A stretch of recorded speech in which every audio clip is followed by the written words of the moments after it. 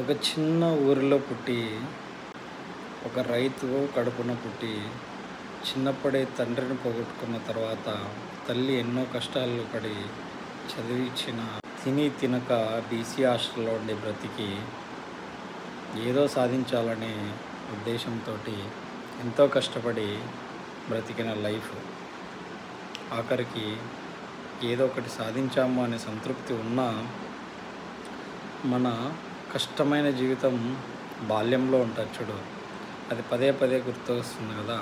కష్టమైనా కూడా అదే బాగుంది అనిపిస్తుంది.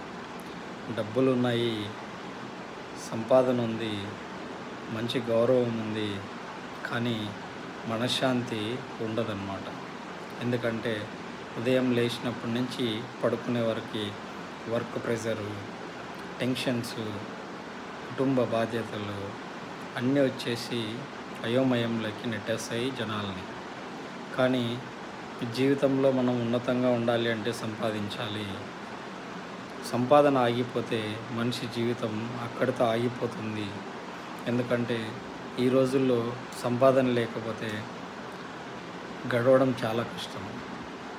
మనకి అందని ఆశలకు వెళ్ళక్కర్లేదు, కానీ మనకు అనుకున్నవి కావాల్సినవి కొనుక్కోవాలి, లేదా మనకు కావాల్సిన ఖర్చులు కావాలన్నా కూడా తిండికి కొంచెం తిండి, బట్ట, నిద్ర, ఈ మూడు ఇబ్బంది లేకుండా దొరకగలగాలి అంటే కూడా మనకు డబ్బులు అవసరం. ఆ డబ్బులు సంపాదించకపోతే మనకి పెట్టి పుట్టినట్టు ఏం లేవు.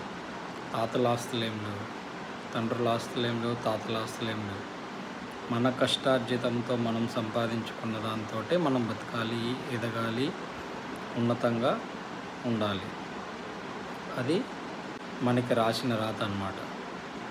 కాబట్టి సెంటిమెంట్లకు పోయి, లేదంటే వాళ్ళు వీళ్ళు చెప్పినట్టు పోయి, అరే నేను చేస్తున్న ఉద్యోగాన్ని వదిలేస్తాను, నేను వ్యాపారాలు చేశాను, నాకు అదొచ్చు ఇదొచ్చు అని హెచ్చులకు ఉన్న బొచ్చు ఊడిపోతుంది.